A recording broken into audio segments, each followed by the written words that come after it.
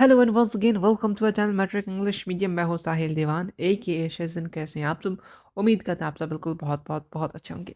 हम लोग वन से शॉर्ट के सफ़र को अब धीरे धीरे कंटिन्यू कर रहे हैं। बहुत लोग कमेंट करते हैं कि जब कोई एक वीडियो डालते हैं तो दूसरे चैप्टर का डिमांड आता है, दूसरे चैप्टर का डालते हैं तो तीसरे चैप्टर का डिमांड आता है। तो डिमांड, हम लोग इंसान हैं, हम लोग का डिमांड कभी ख़त्म नहीं होगा, ये मैं समझ सकता हूँ। ठीक है, ओके।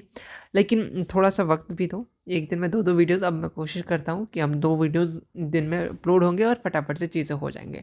देखो, मैं एक चीज़ को यही फॉलो करता हूँ कि कोई एक चीज़ के पढ़े तो उसके पीछे अच्छे से पढ़ जाते, उसको फटाफट कंप्लीट कर देंगे। ठीक है, ओके। हम लोग 1 जनवरी से पहले पहले कोशिश मेरा ये है कि हम लोग पूरा केमिस्ट्री को कंप्लीट कर लेंगे, फिर फिजिक्स में आएंगे, लास्ट में बायो की तरफ हम लोग जाएंगे। ठीक है, ओके। इस बात का टेंशन मत लो तुम। ठीक है, कंप्लीट वन शॉट बहुत कम टाइम पे पढ़ाएंगे। और जो लोग ऑलरेडी बिल्कुल न्यू है, ऑब्जेक्टिव का टेंशन है, तुम बिल्कुल से फटाफट से डिकोड सीरीज साइंस में है, एसएसटी में बस देख लो। ऑब्जेक्टिव इससे बाहर नहीं जाएगा। बिहार बोर्ड के रियल ऑब्जेक्टिव का प्रैक्टिस करते हैं डिकोड के साथ। आप अच्छे से देख लो ना, अभी और भी क्वेश्चन डिकोड का आना बाकी है। ठीक है, ओके। अभी फिलहाल बात कर रहे थे सेंटर सोशल साइंस का। लगभग हम लोग 75 + 80% चीज़ें कवर अप कर चुके हैं सिलेबस। साथ में आपको कुछ आपके सब्जेक्टिव बाकी है, बाद बाकी 2 पार्ट आएंगे आपके डिकोड सीरीज के, दिन काफ़ी खत्म ये बात भी। ठीक है, उसका सिलेबस जिसने नहीं पढ़ा कोई बात नहीं, बस आप डिकोड सीरीज को फॉलो करो और बोर्ड बूस्टर के साथ साथ पॉकेट बैच को फॉलो करो, क्योंकि पॉकेट बैच में आपको प्रैक्टिस चीज़ें मिल जाते हैं। माइंड मैप सीरीज और ये जो नोट्स आएंगे आपको वहीं पर अपडेटेड मिल जाएंगे। ठीक है, और कुछ दिन में पॉकेट बैच में बहुत सारी चीज़ आने वाले हैं, इसके लिए आप लोग तैयार रहिए। ठीक है, साइंस एसएसटी सोशल साइंस सारी चीज़ आपको मिल जाएंगे। पीवाई के सैंपल परसेंटेज पर सारी चीज़ें, लैंग्वेज पर guess question test series, mind map series. कुछ दिन बाद अभी और भी चीज़ें, कुछ चीज़ ऐड करने वाले जो इंपॉर्टेंट होगा आपके एग्जामिनेशन के लिए। तो फटाफट से 339 में आप सिंपल सा इसको परचेज कर सकते हैं। इस नंबर पर मैसेज करके क्वेश्चन बैंक मिल जाएगा विद सॉल्यूशन, और बहुत सारे ढेर सारे स्टडी मटेरियल आपके पॉकेट में रहेंगे। चलो स्टार्ट करेंगे। हम लोग मेटल नॉन मेटल, आपने अपने बहुत सारे चैनल्स में आपने पढ़ा होगा मेटल नॉन मेटल के बारे में, लेकिन अब हम लोग के चैनल में आपको क्या अलग मिलेगा? सब तो चीज़ सेम ही है ना। देखो, हमारे चैनल में तुम्हें क्या मिलेगा कि आइडिया मिल जाएगा, यही क्वेश्चन आएगा तो यही आएगा, ये नहीं आएगा तो क्या आएगा, सीधा सीधी बात है। वन शॉट मेरा मतलब ये नहीं कि मैं एकदम हर एक चीज़ को करनी, इंपॉर्टेंट टॉपिक। ओके, आप लोग ये सोचे कि आप चैप्टर वाइज, इससे अच्छा आप ये करते हैं कि चैप्टर वाइज सब्जेक्टिव क्वेश्चन करा देते। देखो, साइंस में ऐसा क्या है, सीन समझ लो। एक बात है कि साइंस बिहार बोर्ड में ये नहीं कि एकदम अभी ये पूछा है तो यही वाला रहेगा, क्योंकि साइंस में बहुत सारे टॉपिक्स हैं। ठीक है, इससे किसी भी टाइप का क्वेश्चन फॉर्म हो सकता है। ठीक, तो ये बात को दिमाग में बैठा के रखो। लेकिन जितने चीज़ बता देंगे इससे बाहर नहीं जाएगा, ना तो ऑब्जेक्टिव ना तो सब्जेक्टिव।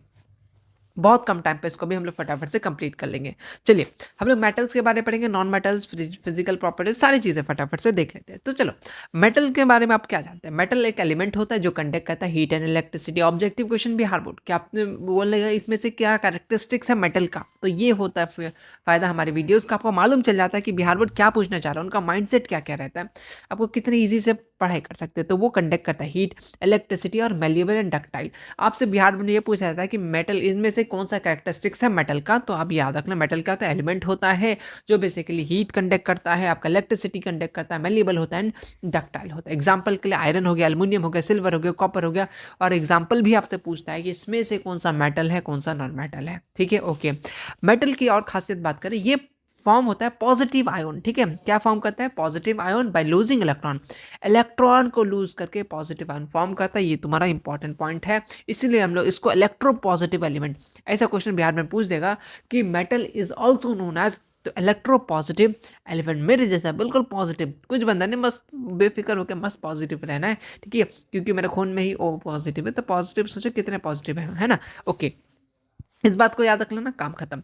प्रॉपर्टीज जाओ, मैं चाहे तो तुम्हें वो क्या डिफरेंस करके दे सकता था कि चलो यार इसको याद कर लो, ठीक है, वो सब्जेक्टिव में करके दूंगा लास्ट में, वो चीज़ मैंने रेडी रखा है, टेंशन मत लो। 5 नंबर वाली चीज़ है। ठीक है, अगर तुमसे ऑब्जेक्टिव पूछे भर भर के इस चैप्टर का ऑब्जेक्टिव, तो यही पोर्शन से आपको मिल जाएगा। तुमको 2 3 4 ऑब्जेक्टिव इसी पोर्शन से मिल जाएगा, ये वाला पेज से देख लेना।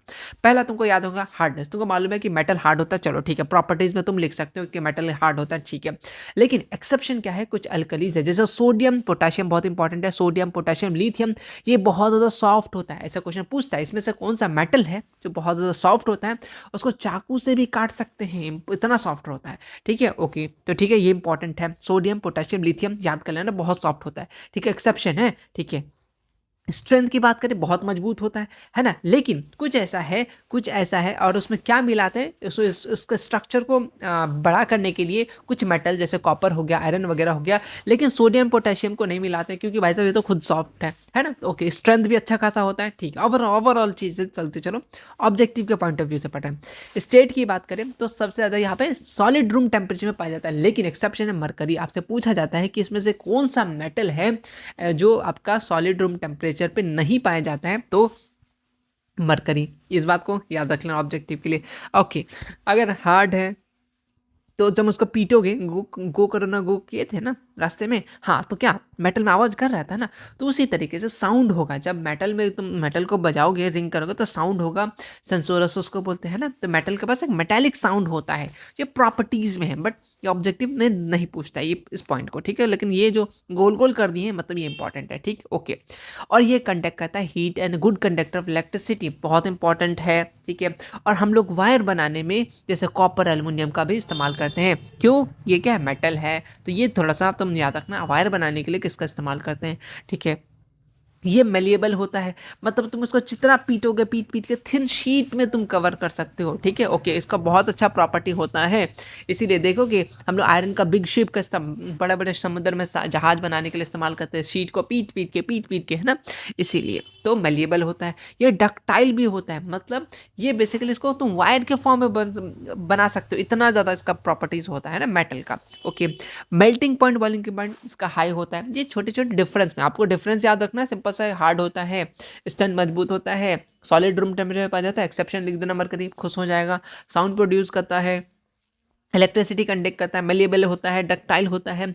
Melting point, boiling point generally high होता है, मेल्टिंग एंड बॉइलिंग पॉइंट, लेकिन सोडियम एंड पोटेशियम यहाँ पे फिर से पीछे रहे क्या, क्योंकि वो सॉफ्ट होता है, ठीक है, ओके। डेंसिटी की बात करें बहुत ज़्यादा हाई होता है, इस बात को याद रख लेना। कलर की बात करें जनरली ग्रे इन कलर होता है, ठीक है। जनरली किस कलर का होता है, ग्रे कलर का होता है, लेकिन गोल्ड एंड कॉपर की बात करें ये एक्सेप्शन है, ठीक है। एक्सेप्शन चीजें याद रखो, इंपॉर्टेंट है, केमिस्ट्री में एक्सेप्शन तो जानते ही हो, है ना, ओके। ये फर्स्ट पेज हो गया फटाफट, ये बहुत इंपॉर्टेंट है भाई। यहाँ से ऑब्जेक्टिव के चांसेस मतलब 4 से 5 नंबर ऑब्जेक्टिव इसी से आ जाएगा, एक पेज से, सिर्फ बता रहे हैं। और तुम लोग बोले ऑब्जेक्टिव पे क्यों फोकस करते हैं, मैं तुम्हें एक राज की बात बता रहा हूँ। सब्जेक्टिव तो करना ही है, कर ही लोगे, इतना चीज़ बता रहे वहाँ से आएगा। ऑब्जेक्टिव में क्या होता है, मशीन चेक करता है एक सही तो सही, और जिसका ऑब्जेक्टिव सही उसका परसेंटेज जो 90% तुम्हारा जो गोल है वो उसमें, या जो भी तुम्हारा गोल है, ठीक है, वो पार करने में बहुत हेल्प करता है। अगर ऑब्जेक्टिव सही हो गया मतलब समझो आधा काम हो गया बिहार बोर्ड में। सब्जेक्टिव में तुम समझ जाओ, समझ रहे हो ना, हम समझा देंगे क्या करना पड़ेगा। चलो, नहीं आता जिसको उसको क्या करना पड़ेगा। चलो, प्रॉपर्टीज थोड़ा सा देख लो। प्रॉपर्टीज एक फटाफट से एक पेपर लेके बैठ जाओ, बस चीज़ें लिख लो, उतना काम कर लेना। पहला तुम बात करेंगे रिएक्शन ऑफ ऑक्सीजन। अगर तुम बेसिकली मेटल को ऑक्सीजन के साथ बनाओगे तो क्या बनेगा, मेटल ऑक्साइड बनेगा। बस इतना तुम डेफिनेशन के फॉर्म में लिखे देना कि when react with metal with oxygen तो क्या बनेगा, मेटल ऑक्साइड, ठीक है, ओके। जैसे तुम्हारा पोटेशियम के साथ ऑक्सीजन मिलेगा तो क्या बनेगा बेटा, पोटेशियम ऑक्साइड, ठीक है, ओके। तो बस इतना याद रखना, मेटल को ऑक्सीजन के साथ लेकर आएंगे तो मेटल ऑक्साइड बनेगा, ठीक है। अगर पोटेशियम ऑक्सीजन के साथ बनेगा basically potassium metal form potassium oxide, simple सी बात है, जब ऑक्सीजन के साथ मिलाना है। सोडियम के साथ करोगे तो सोडियम ऑक्साइड, है ना। तो तुम्हें याद क्या रखना है, तो तुम्हें बताना चाह रहे थे कि लिथियम, पोटेशियम, सोडियम, इसको अल्कली मेटल बोलते हैं। यही चीज़ तुम्हारा ऑब्जेक्टिव में काम देगा ना, हाँ जी बिल्कुल। और जब इसको तुम ऑक्सीजन के साथ रिएक्ट कराओगे तो जल्दी रिएक्ट करेगा, यही मैं तुमको बताने वाला था, क्योंकि यही तुम्हारा MCQ का पॉइंट है। एक एक नंबर भी छोड़ने नहीं देंगे तुमको, सीधा सीधी बात याद रखो, ओके। अब तुम कॉपर मेटल को ऑक्सीजन के साथ रिएक्ट कराओगे, लेकिन कॉपर जो है रिएक्ट नहीं करेगा ऑक्सीजन को एट रूम टेम्परेचर, लेकिन but when burn in air तब वो बेसिकली फॉर्म करेगा, वो क्या करेगा, आपको देगा क्या, ऑक्साइड देगा। तो तुम्हारे लिए क्या इंपॉर्टेंट है कि कॉपर जो है किसके साथ रिएक्ट नहीं करेगा, ऑक्सीजन के साथ रूम टेम्परेचर पे। इस बात को तुम याद रख लेना, ऑब्जेक्टिव किसी भी फॉर्म में बना के दे देगा, बस तुम क्या सोचते रहना है, ऐसा वही कुछ था क्या, हाँ। लेकिन कब, बर्न इन एयर, कब जलेगा, एयर में लगेगा, जब उसको वो कब जलेगा, एयर में जलेगा, ठीक है, ओके। रूम में टेम्परेचर में नहीं जाएगा, सीधा सीधी बात है, ठीक है। जैसे सिल्वर हो गया, गोल्ड हो गया, प्लैटिनम हो गया, ये कंबाइन नहीं होता है ऑक्सीजन के साथ, ठीक है। जब तक उसको हाई टेम्परेचर में नहीं दोगे तब तक नहीं चलता है, क्योंकि वो बहुत कम लीस्ट रिएक्टिव है। जैसे हम जल्दी रिएक्ट ही नहीं करते, कोई कुछ भी बोल के चल जाता है, हम हंस देते हैं, बक क्या बोले तुमको, निकलो तुम, यही बोल के रख जाते हैं, वही वाली चीज़ें हैं, ठीक है, ओके। नेक्स्ट, दूसरा बात है reaction with metal and water. अगर मेटल एंड वाटर को रिएक्ट करेंगे तो क्या होगा, मेटल फॉर्म आपका basically hydroxide and hydrogen gas जब रिएक्ट कराता है, तो याद रखो मेटल को बेसिकली तुम वाटर के साथ रिएक्ट कराओगे तो क्या बनेगा, मेटल हाइड्रोक्साइड एंड हाइड्रोजन। ठीक है, ये पॉइंट याद रख लेना। ठीक है, चलो ये बात याद रखना कि देखो metal, most of the metal do not react with, ज़्यादातर मेटल जो होता है वो रिएक्ट नहीं करता है वाटर, लेकिन अल्कली मेटल यानी अभी जो हम लोग बात किए यानी लिथियम सोडियम पोटेशियम की बात करें तो ये आपका बेसिकली जल्दी रिएक्ट कर जाता है पानी के साथ। ठीक है, जैसे आपका सोडियम की बात करें, सोडियम विथ मेटल तो सोडियम हाइड्रोक्साइड बनाएगा और हाइड्रोजन गैस लिबरेट करेगा, ये वाला चीज़ ऑलरेडी मालूम है। मैग्नीशियम के साथ कराओगे तो क्या, बस स्लोली होगा धीरे धीरे, तो क्या बनेगा, मैग्नीशियम हाइड्रोक्साइड बनेगा और हाइड्रोजन गैस रिलीज करेगा। देखो ये वाला चीज़ है ना। लेकिन और एक बात है कि जब तुम स्टीम यानी भाप से पास करोगे मैग्नीशियम मेटल को तो मैग्नीशियम ऑक्साइड बनेगा, साथ में hydrogen gas basically hydrogen gas formed होगा। ये बात को तुम याद रख लेना थोड़ा सा इंपॉर्टेंट में। ठीक है, चलो reaction with aluminium metal with water. Aluminium को बेसिकली तुम रिएक्ट कराओगे कौन सा, कोल्ड वाटर, इंपॉर्टेंट है। Reaction of aluminium with cold water too slow the come into notice, but जब इसको तुम स्टीम से पास करोगे तो मेटल बेसिकली तुमको देखने मिलेगा। बेसिकली तुम कोल्ड वाटर में करोगे तो जल्दी तुमको नहीं देखने मिलेगा, स्लो स्लो देखने मिलेगा। लेकिन वही तो तुम अगर भाप से यानी स्टीम से पास कराओगे तो एल्यूमिनियम ऑक्साइड बेसिकली आपको देखने मिलेगा, साथ में हाइड्रोजन गैस प्रोड्यूस होगा। इसी तरीके से जिंक की बात करें, जिंक प्रोड्यूस करता है जिंक ऑक्साइड, ठीक है, और हाइड्रोजन गैस रिलीज करता है जब इसको तुम पास कराते हो किससे, स्टीम से। ठीक है, क्योंकि कोल्ड वाटर के साथ जिंक रिएक्ट नहीं करता, ऑब्जेक्टिव पॉइंट। ओके, तो किससे रिएक्ट करेगा, ठंडा पानी से कि गर्म पानी से, तो ज़्यादातर देख लेना कोल्ड वाटर से रिएक्ट नहीं करता है। इस बात को दिमाग में तुम रख सकते हो। ठीक है, अगर आयरन विथ वाटर की बात करें तो आयरन कोल्ड वाटर के साथ बहुत धीरे धीरे धीरे धीरे धीरे रिएक्ट करेगा। हम लोग जल्दी ठंडा से रिएक्ट कर जाते हैं, ठंडा पानी से नहा के देखो कैसे तुम रिएक्ट करोगे, है ना। ओके, अब देखोगे तो वो बेसिकली अगर आयरन के मॉइस्चर के साथ या फिर वाटर के साथ जब कांटेक्ट करता है तो बेसिकली रस्ट तुमको देखने मिलता है ना। ओके, जो प्रेजेंट होता है एटमॉस्फेयर में। ठीक है, यहाँ पे कुछ चीज़ें हैं अभी तक क्वेश्चन नहीं बना है बट दिमाग जा सकता है चीज़ें कि कैल्शियम Ca मैग्नीशियम हैवियर होता है वाटर से लेकिन स्टिल करता है फ्लो ऑफ ओवर। मतलब सिंपल सी बात है, आपसे ये क्वेश्चन टाइप से पूछना चाह रहे हैं कि कैल्शियम मैग्नीशियम हल्का होता है किससे, पानी से। ठीक है, सॉरी हैवियर होता है पानी से। ठीक है, ओके, थोड़ा सा उल्टा हो गया था। कैल्शियम मैग्नीशियम बेसिकली हैवी होता है पानी से लेकिन पानी में फिर भी तैरता है, ऐसा क्यों हो सकता है, ये सब्जेक्टिव पूछ ले। नहीं, चांसेस नहीं है, डरो मत, बट तुम बता रहे हैं कि अगर एग्जामिनर क्वेश्चन बनाना चाहे इस लेवल तक का बना सकते हैं। तो देखो बोथ कैल्शियम एंड मैग्नीशियम पानी के ऊपर तैरता है। रीज़न बहुत सिंपल सा है कि देखो जब because hydrogen gas evolve when this metal react with water, क्योंकि ये मेटल है, जब ये रिएक्ट करेगा तो हाइड्रोजन गैस बेसिकली रिलीज करेगा, इवॉल्व होगा, जिसके कारण से बबल फॉर्म होगा, स्टिकी हो जाएगा मेटल सरफेस पे और वो पानी में तैरने लगेगा। रीज़न समझे, हैवियर होता है लेकिन ये फिर भी तैरता है। रीज़न है जब रिएक्ट करता है वाटर के साथ तो हाइड्रोजन गैस इवॉल्व होता है। समझे, ओके। तो तुम्हारे लिए रिएक्टिविटी सीरीज बहुत ज़्यादा इंपॉर्टेंट है। अदर मेटल किस तरीके से रिएक्ट करेगा कैसे पता चाहिए, जैसे लीड कॉपर गोल्ड सिल्वर, ये सब जल्दी आपका स्टीम में भी रिएक्ट नहीं करता है। क्यों, क्योंकि रिएक्टिविटी सीरीज में लोग बहुत पीछे है। करीना, कार मांगे, अल्टोजेन, फरारी है, फिर बेक्यू मिली, सिल्वर ऑडी, यानी रिएक्टिविटी सीरीज तुम्हारे लिए बहुत ज़्यादा इंपॉर्टेंट है क्योंकि यहाँ से बहुत सारी चीज़ें तुम समझ सकते हो। डिस्प्लेसमेंट रिएक्शन समझना है तो रिएक्टिविटी सीरीज को समझना पड़ेगा स्टार्टिंग से लेकर। कोई भी निमोनिक्स तुम्हारा, तुमको जो निमोनिक्स आता है या तुमने कहीं से पढ़ रखा हो कमेंट सेक्शन में लिख दो, ठीक है, अच्छा लगेगा। तो रिएक्टिविटी सीरीज से एक आध क्वेश्चन दे देगा, कभी आपको ना अरेंज करने दे देगा इसमें से कौन सा हाई रिएक्टिविटी सीरीज से लो रिएक्टिविटी सीरीज तक है। ओके, चलिए अब आते हैं रिएक्शन को मेटल के साथ और डाइल्यूट एसिड के साथ।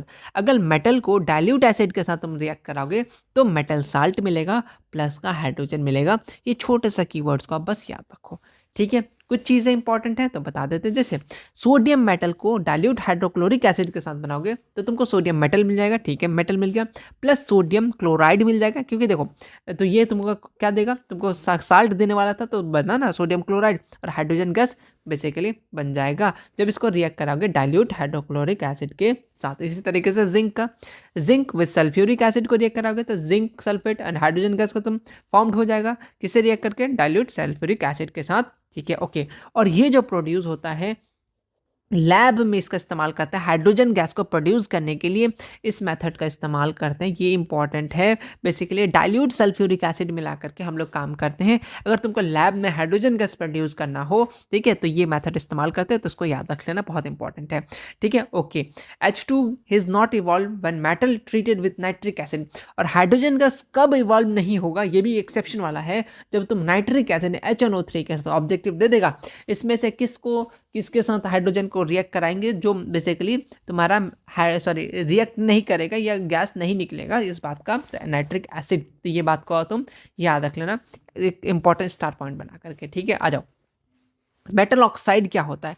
कभी कभी शॉर्ट में डेफिनेशन पूछ देता है कि मेटल ऑक्साइड क्या होता है। देखो, मेटल ऑक्साइड की बात करें, metal oxide basic in nature, objective question Bihar board की, एसिडिक नेचर कौन, बेसिक नेचर। और जब तुम इसको पानी में डालोगे तो बेसिकली क्या होगा, क्योंकि ये बेसिक नेचर का है, तो ये क्या हो जाएगा, ये ब्लू रंग में चेंज हो जाएगा। मतलब जो रेड जो है वो तुम्हारा ब्लू में चेंज हो जाएगा। ऑलरेडी तुमको मालूम है, नेचर तुमको मालूम है, तुम्हारा नेचर तुमको मालूम है। अगर तुमको ऊपर से एक फ्लाइंग चप्पल मिलेगा, तुम भड़क जाओगे, है ना, तुम रेड कलर के हो जाओगे। ओके, आ जाओ। आते हैं क्या, reaction of metal oxide with water. Metal oxide को अगर वाटर से रिएक्ट करेंगे तो क्या होगा? तो पहला बात तुम याद रखना कि metal oxide are insoluble in water. Objective question दे देगा, इसमें से कौन सा है जो इनसॉल्युबल इन वाटर है, याद रखना, मेटल ऑक्साइड। ठीक है, ओके। अल्कली की बात करें, अल्कली मेटल ऑक्साइड वो सॉल्युबल इन वाटर होता है। ये सब की वर्ड्स है तुम्हारे एक एक नंबर के। अगर बहुत गंदा लेवल का क्वेश्चन बनाना चाहे, बहुत हार्ड बनाना चाहे, तो यही सब पूछेगा। ठीक है, okay. Alkali metal oxide give strong base जब इसको डिसॉल्व करते हैं वाटर के साथ, क्योंकि यह सॉल्युबल होता है। इस बात को तुम याद रखोगे। और कौन इनसॉल्युबल होता है? Metal oxide. इस बात को याद रख लेना। ठीक है, ओके ओके। आ जाते हैं कुछ एग्जांपल के लिए, जैसे reaction of zinc oxide with aluminium. यहाँ देखो, aluminium oxide and zinc oxide are insoluble in water.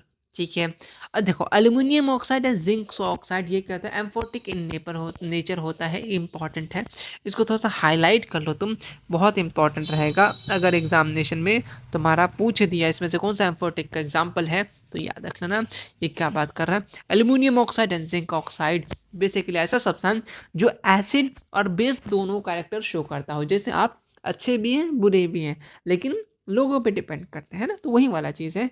ये एसिड भी है और बेस का भी नेचर के साथ है, जो कैरेक्टरिस्टिक्स है ना। एसिड के साथ एसिड जैसा रिएक्ट करेगा, बेस के साथ बेस जैसा रिएक्ट करेगा, ये वाला इंपॉर्टेंट है। ठीक है, okay. Acid and base with reactant, acid like acid और बेस लाइक बेस, सिंपल सी बात है, जिसको हम लोग एम्फोटिक ऑक्साइड एम्फोटिक बोलते हैं। याद रखना है आपका एल्यूमिनियम एंड जिंक ऑक्साइड बहुत इंपॉर्टेंट है, aluminium oxide and zinc oxide. Reactivity series के बारे में जानते हो? डिफाइन करने बोल देगा तो तुम क्या लिखोगे? ये बेसिकली एक ऑर्डर होता है। क्या होता है? ऑर्डर होता है रिएक्टिविटी ऑफ मेटल का, जिसको हम लोग रिएक्टिविटी सीरीज बोलते हैं। Reactivity of element decrease on moving top to bottom. अगर तुम टॉप से लेकर के बॉटम तक जाओगे तो तुम्हारा बेसिकली रिएक्टिविटी जो होता है एलिमेंट का वो कम होते जाएगा। ये तुम्हारा बात बोलना चाह रहा हूँ, ऑलरेडी तुम्हें मालूम है। ओके, चलिए next, reaction with metal with solution of other metal.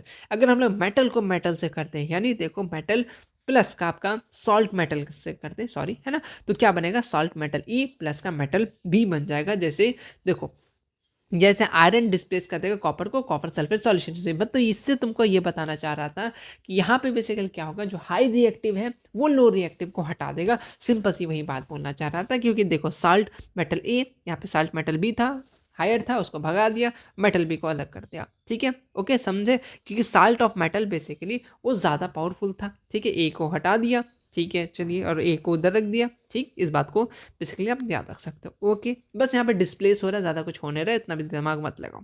आते हैं नॉन मेटल की बात करें, जो कंडक्ट नहीं करता है इलेक्ट्रिसिटी, ना तो मेलेबल होता है नॉट डक्टल। बस नॉट लगा दो ना, मेटल का डेफिनेशन पढ़ो, बस में नॉट लगा दो। Example, carbon, sulphur, phosphorus, silicon, hydrogen, oxygen, chlorine, bromine, neon, argon, ये सारे एग्जाम्पल हो गए। ठीक है, ओके। यहाँ कैसे होता है? नेगेटिव आयोन पाया जाता है, यही तो याद रखो, नेगेटिव आयोन पाया जाता है बाय गेनिंग इलेक्ट्रॉन। ठीक है, ओके, वहाँ लूज कर रहा था, यहाँ पे गेन कर रहा है, इसीलिए जिसको हम लोग इलेक्ट्रोनेगेटिव, वहाँ पे इलेक्ट्रो पॉजिटिव, यहाँ पे इलेक्ट्रोनेगेटिव। ये 2-3 पॉइंट चिंदी चिंदी से पॉइंट है, तुम इसको अपने पास संभाल के रखो। प्रॉपर्टीज़ में ज़्यादा कुछ तुम्हें याद ही नहीं रखना है। क्या है कि भाई साहब हार्ड तो होता नहीं है, ठीक है, लेकिन डायमंड जो होता है वो बहुत ज़्यादा हार्ड होता है। एक्सेप्शन, ये नेचुरली अकरिंग सब्सटेंस होता है, ठीक है, ओके, कौन, डायमंड है ना, ओके। देन उसके बाद आगे पढ़ो, स्टेट की बात करें, ये सॉलिड, लिक्विड और गैस तीनों हिस्से में पाया जाता है। कौन, आपका नॉन मेटल, ठीक है। ये डल होता है, चमकीला ज़्यादा नहीं होता है, लेकिन डायमंड और आयोडीन एक्सेप्शन है, तो तुम्हारे लिए इंपॉर्टेंट है। बोल देगा कि इसमें से कौन सा नॉन मेटल है जो चमकीला होता है बिहार बोर्ड, ज़्यादातर तुम्हें ऑप्शन में आयोडीन देगा, डायमंड नहीं देता है, क्योंकि बच्चा तो पहचान लेगा, है ना। इसमें साउंड प्रोड्यूस नहीं होता है, टिपिकल, बहुत कितना पीट लो पीट लो पीट लो, तो बहुत नहीं करता है साउंड प्रोड्यूस, ठीक है, ओके। उसके बाद कंडक्शन की बात करें, ये bad conductor of heat and electricity होता है, लेकिन ग्रेफाइट इसका एक्सेप्शन है, क्योंकि ये एलोट्रॉप्स ऑफ कार्बन है, ठीक है, एलोट्रॉप्स ऑफ कार्बन ग्रेफाइट है, ओके ओके। इलेक्ट्रिसिटी कंडक्ट करता है, एक्सेप्शन में। मेलिएबल होता नहीं है बिल्कुल, ठीक है, टूट जाएगा जब तुम उसको तोड़ोगे, टूट जाएगा, ठीक है। मेल्टिंग पॉइंट, बॉइलिंग पॉइंट बहुत ज़्यादा लो होता है, जनरली लो होता है, ठीक है, ओके। डेंसिटी बहुत कम होता है। और कलर की बात करें, जिसका अलग अलग कलर्स होते हैं नॉन मेटल के, ठीक है, ओके। कुछ कुछ एक्सेप्शन वापस से मैंने यहाँ पे लिखा, कार्बन फॉर्म ग्रेफाइट, कार्बन किसके फॉर्म में रहता है, ग्रेफाइट के फॉर्म में रहता है, जो नॉन मेटल है, और इलेक्ट्रिसिटी कंडक्ट करता है। सोडियम कंपाउंड बेसिकली सप्लाई करता है, ठीक है। आयोडीन नॉन मेटल होते हुए चमकीला होता है, सरफेसानी होता है। कार्बन, डायमंड, कार्बन से डायमंड बना होता है, ये एक्सट्रीमली हार्ड होता है, इंपॉर्टेंट। डायमंड का भी आपका very high melting point and high boiling point होता है। ये सब नॉन मेटल होते हुए भी ये सब एक्सेप्शन के हैं, जो आपके एग्जाम में बिहार बोर्ड अक्सर फोकस करता है, ठीक है, ओके। अब नॉन मेटल के कुछ प्रॉपर्टीज देख दो। केमिकल प्रॉपर्टीज, आपसे बिहार बोर्ड पता है क्या पूछता है, physical properties and chemical properties. मैं चाहता तो मैं सिर्फ फिजिकल केमिकल करा कर निकल लेता, मैं लास्ट में कराया हूँ, टेंशन मत लो, मैं भी कराया हूँ। कुछ इंपॉर्टेंट चीज़ें हैं इस चैप्टर में जो बताना जरूरी है। अगर तुम नॉन मेटल को ऑक्सीजन के साथ देख कराओगे तो मेटेलिक ऑक्साइड बनेगा, इस बात को याद रखना, ठीक है। Carbon react with oxygen, carbon dioxide बन गया, है ना, इस तरीके से एग्जाम्पल है, ठीक है, ओके। चलिए फिर अगर नॉन मेटालिक ऑक्साइड की बात करें, नॉन मेटालिक ऑक्साइड किस नेचर का होता है, एसिडिक इन नेचर, इंपॉर्टेंट है ऑब्जेक्टिव के लिए, ओके। ये तुम्हारा ब्लू को रेड में चेंज कर देगा। वहाँ पे तुम्हारा क्या था, फटाफट बताओ कौन सा मेटालिक था, और मेटालिक था या नॉन मेटालिक, सिंपल सी बात है, ओके। अच्छा, नॉन मेटल को अगर क्लोरीन के साथ तुम बेसिकली रिएक्ट कराओगे तो नॉन मेटल को क्लोरीन के साथ, तो नॉन मेटल क्लोराइड बनेगा, इस बात को याद रखना, क्या बनेगा, क्लोराइड, और वो रिएक्ट करेगा क्लोरीन गैस जैसा, ठीक है, ओके। अगर तुम नॉन मेटल को हाइड्रोजन के साथ बनाओगे तो कोवेलेंट हाइड्राइड बनेगा, थोड़ा सा ध्यान दे देना, ठीक है, ओके। जैसे सल्फर कंबाइन करेगा हाइड्रोजन के साथ तो यहाँ बनेगा कोवेलेंट हाइड्राइड, जिसको हम लोग हाइड्रोजन सल्फाइड बोलते हैं, ठीक है, ओके। इंपॉर्टेंट पॉइंट ये है कि नॉन मेटल जो होता है वाटर का साथ रिएक्ट नहीं करता है, ना तो तुम्हारा स्टीम यानी भाप के साथ, नॉन मेटल के केसेस पे, ठीक है, और इवॉल्व करता है to evolve hydrogen gas. Non metal जो होता है वो डाइल्यूट एसिड के साथ भी रिएक्ट नहीं करता है। ये सब बुलेट पॉइंट है, आएगा तो हेडशॉट नहीं लगना चाहिए एग्जाम में, ठीक है। चलो अब आते हैं, अगर मेटल को नॉन मेटल के साथ रिएक्ट कराओगे तो क्या बनेगा, तो फॉर्म होगा तुम्हारा आयोनिक बॉन्ड का, जो ऑब्जेक्टिव में भी पूछा जाता है, सब्जेक्टिव में भी पूछा जाता है। आयोनिक बॉन्ड कौन सा है, क्या है इसका प्रॉपर्टीज क्या है, आपसे पूछ देता है। तो देखो आयोनिक बॉन्ड कब फॉर्म होता है, जब तुम मेटल को नॉन मेटल के साथ रिएक्ट कराओगे तो आयोनिक बॉन्ड बनेगा। आयोन क्या होता है, बेसिकली आयोन एक पॉजिटिव या फिर नेगेटिव चार्ज होता है, जिसको हम लोग आयोन बोलते हैं। आयोन ऑब्जेक्टिव पूछ देगा, और आयोन के पास क्या होता है, तो पॉजिटिव नेगेटिव बोथ या फिर नॉन ऑफ दिस, तो याद रखना पॉजिटिव एंड नेगेटिव चार्ज होता है, ठीक है, ओके। ये इसलिए होता है या तो लूज करके या फिर गेन करके इलेक्ट्रॉन ये पाता है, फॉर्म्ड होता है, ठीक है, ओके। एक होता है पॉजिटिव आयोन, एक होता है negative ion. Positive ion basically lose of electron के कारण से, जब वो लूज करेगा इलेक्ट्रॉन को तो वो पॉजिटिव हो जाएगा। नेगेटिव इलेक्ट्रॉन जब वो गेन कर लेगा इलेक्ट्रॉन, जैसे नॉन मेटल क्या होता है बताओ, नॉन मेटल क्या करता है, बेसिकली वो नेगेटिव होता है, मेटल पॉजिटिव होता है, ठीक है, ओके। इसलिए electro positive and electro negative बोलते हैं ना, ओके। बात याद रहेगा ना, चीज़ें इंपॉर्टेंट है, सारी चीज़ें जो जो तुम्हें बता रहे हैं, ओके, भूलना मत, इंपॉर्टेंट है। चलो आयोनिक बॉन्ड ऑफ प्रॉपर्टीज बहुत इंपॉर्टेंट है, 2 नंबर के लिए रेडी रखो। आयोनिक बॉन्ड क्या होता है, देखो बेसिकली आयोनिक बॉन्ड में ट्रांसफर ऑफ होता है किसका, इलेक्ट्रॉन का, मेटल से नॉन मेटल, ठीक है। इसमें बेसिकली तुमको याद रखना है कि बेसिकली मेटल पॉजिटिव चार्ज हो जाता है, पॉजिटिव चार्ज होता है, जो इलेक्ट्रॉन किसको शेयर करके, ट्रांसफर करके नॉन मेटल के पास, यानी नेगेटिव चार्ज उसको देता है इलेक्ट्रॉन को, ठीक है, ओके। तो यही तुमसे बताना चाह रहा है in simple word, bond form between positive and negative ion called ionic bond since compound electrically neutral.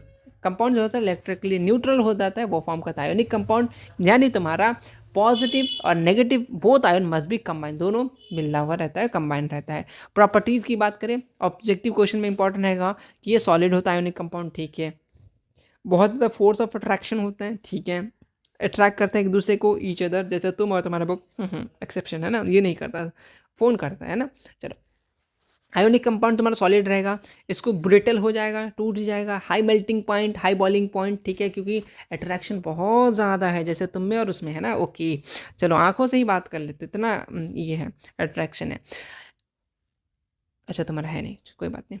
हाँ, आ जाओ। आयोनिक कंपाउंड ये जनरली डिजॉल्व करते हैं हम लोग किसमें, वाटर पे, ठीक है, डिजॉल्व हो जाता है वाटर पे। तो प्रॉपर्टीज़ है, तुम थोड़ा बहुत ध्यान रख लेना। ये सॉल्युबल होता है, सॉरी इनसॉल्युबल होता है इन ऑर्गेनिक सॉल्वेंट, बहुत इंपॉर्टेंट है।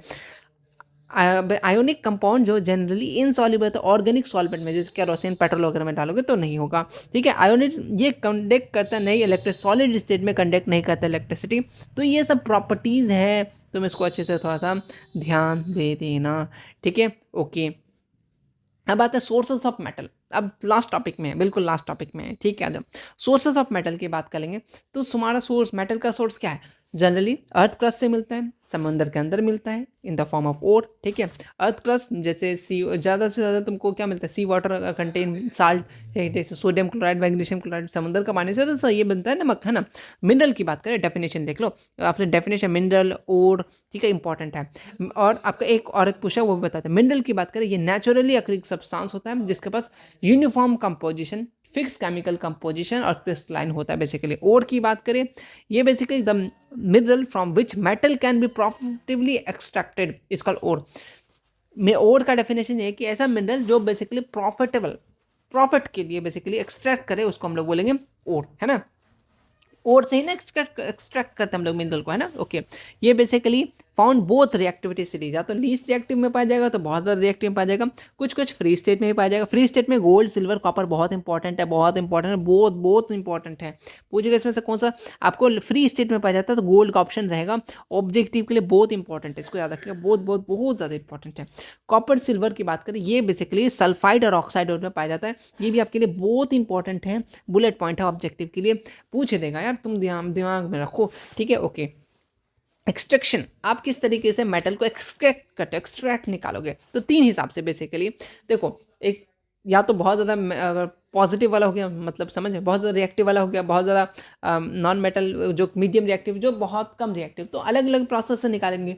फॉर एग्जांपल अगर एक रूम से लड़का को निकालना है, ठीक है, दो तीन लड़का है, ठीक है, एक को बोलेंगे चाय पीने आ जाओ, जैसे हमको बुलाएगा, हम फटाक से रूम से निकल जाएगा, ठीक है, और बाकी लोग रह जाएगा, क्योंकि वो ज़्यादा पावर है ना, हमको चाय अगर लालच देखो वो तो बुला लेगा।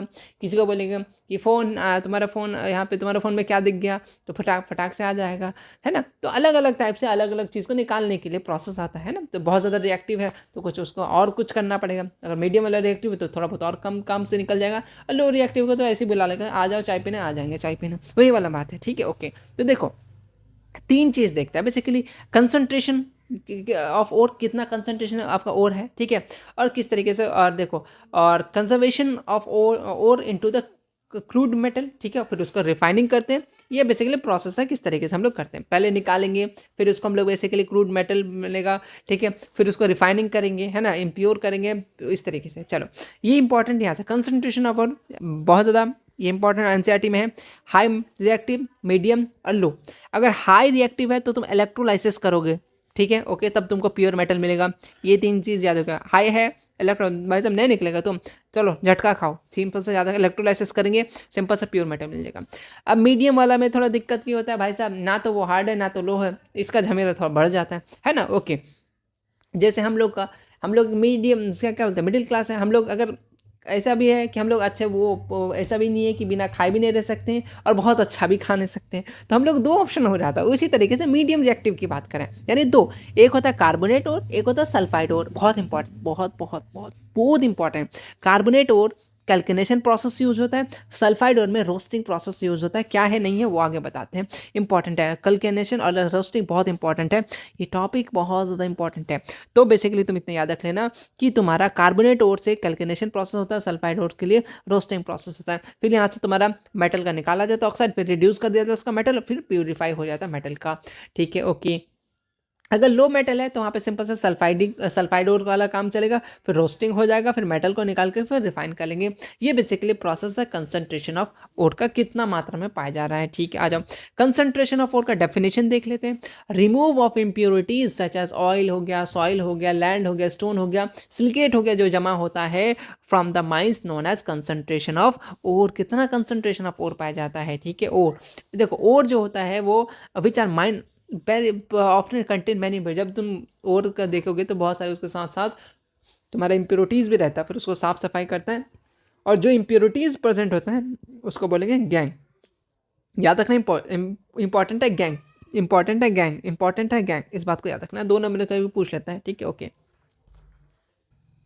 ओके। चलिए गैंग ऐसे समझो ना कि एकदम गैंग में लोग रहते हैं, झूठ मतलब झूठ नहीं यार, झूठ ये दूसरा हो गया, एक जुट में रहते हैं ना। Okay, sorry sorry sorry sorry sorry. The concentration of depend करता है फिजिकल, देखो कंसंट्रेशन 3 चीज, फिजिकल, केमिकल और पे डिपेंड करता है, प्रॉपर्टीज पे डिपेंड करता है।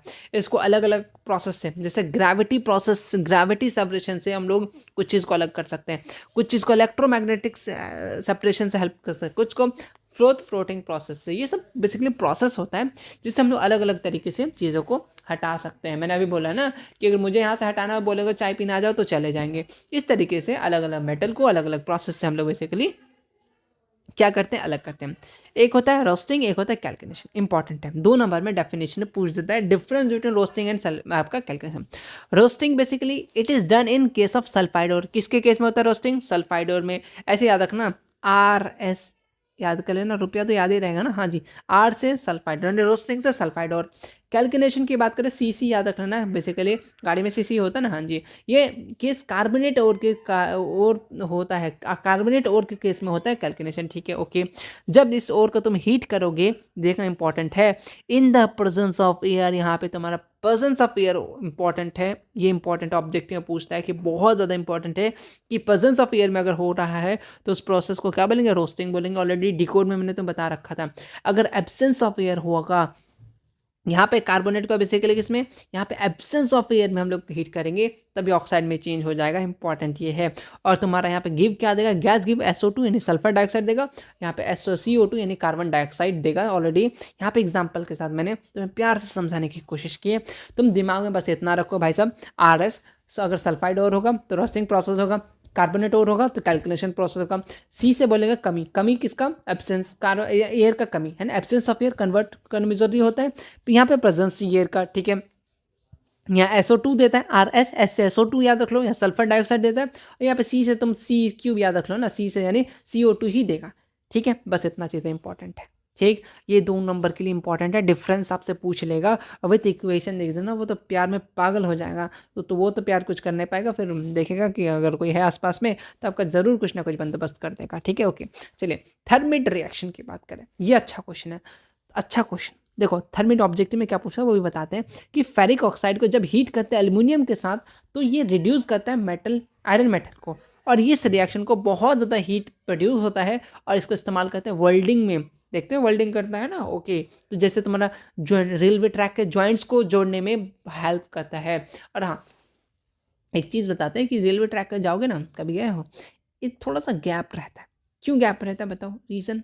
देखो जब वो ट्रेन चलते रहता है ना, उतना हैवी मेटल है, ठीक है, चलते रहता है तो वो धीरे धीरे चिपटा होते जाता है। अगर ये बिल्कुल पैक रहेगा तो अगर चिपटा हो जाएगा तो कहीं ना कहीं मुश्किल हो जाएगा, है ना, कहीं ना कहीं उठ जाएगा। तो ये बेसिकली इसको फिल कर देता है, इतना बार चलता है कि वो गैप को वो फिल कर देता है, इसलिए रखा जाता है। ठीक है, ओके।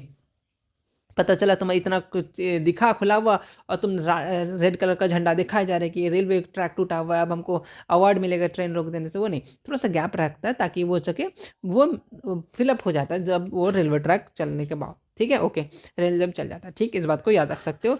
ये रेलवे ट्रैक वगैरह वेल्डिंग में बेसिकली इसका इस्तेमाल करते हैं, ये इंपॉर्टेंट है। ठीक है, okay. Rusting of iron already कल हम लोग पढ़े थे, है ना, किस तरीके से रस्ट लगता है। सिंपल सी बात है, आप रेड कलर से ब्राउन कलर में चेंज हो जाता है, ऑक्साइड ब्राउन रेड कलर, जिसको रस्ट बोलते हैं। ऑलरेडी सारी चीज़ें तुम्हें मालूम है, ज़्यादा टाइम बिल्कुल नहीं लेंगे। रस्टिंग ऑफ आयरन किस तरीके से उसको बचाओगे, ये तुम्हारा 5 नंबर में आ सकता है, इंपॉर्टेंट रहेगा। अब आ जाओ एलॉयज़, ये भी 5 का टॉपिक है, 5 नंबर का टॉपिक है, और सब्जेक्टिव में और ऑब्जेक्टिव में रिसेंट ईयर में बहुत बार देखेंगे, तो तुम्हारे लिए बहुत इंपॉर्टेंट है। और एलॉयज़ क्या होता है, ये होमोजीनियस मिक्सचर होता है। तो पहला याद रख लो, ये होमोजीनियस मिक्सचर होता है 2 या 2 से ज़्यादा एलिमेंट का, सॉरी मेटल का, है ना। Metal and non metal call alloy, metal और नॉन मेटल हो सकता है, जिसको हम लोग कहते हैं एलॉय। एलॉय 3 टाइप का होता है, एक फेरस जिसमें बेसिकली आयरन पाया जाएगा, जैसे तुम्हारा एग्जांपल मैग्नीशियम स्टील, या Fe कितना परसेंट, Mn कितना परसेंट, C कितना परसेंट। निकल की बात करें Fe प्लस, ये 2-3 मेटल से बेसिकली मिलके बना रहता है एलॉय। ठीक है, आपका नॉन फेरस जिसमें बेसिकली कार्बन कंटेन नहीं करेगा, जैसे ब्रास हो गया, ब्रोंज हो गया, इंपॉर्टेंट है। और क्या क्या इंपॉर्टेंट है, कैसे कैसे पूछे वो भी बताते हैं। अमलगम बहुत बार पूछा है, जब Hg, बस अमलगम दिख गया तुम Hg को खोजो, मरकरी को खोजो, काम खत्म, 1 नंबर फिक्स तुम्हारा। अमलगम बहुत इंपॉर्टेंट है। 2 नंबर में एक बार से डेफिनेशन पूछा गया है तो कहीं ना कहीं कि आप अमलगम से क्या समझते हैं। मतलब सिंपल से समझ जाओ कि वो बबुल गम नहीं होना चाहिए, इसमें बस मरकरी होना चाहिए। In an alloy in which mercury person, बस डेफिनेशन क्लियर है। और एग्जांपल लिख दो, सोडियम के साथ अमलगम जोड़ लो, जिंक के साथ अमलगम जोड़ लो, Hg होना चाहिए तो अमलगम। ऑब्जेक्टिव में देखेगा इसमें से कौन सा अमलगम है, फटाफट से खोजो, Hg कहाँ है, मरकरी कहाँ है, काम खत्म, 1 नंबर तुम्हारे पास।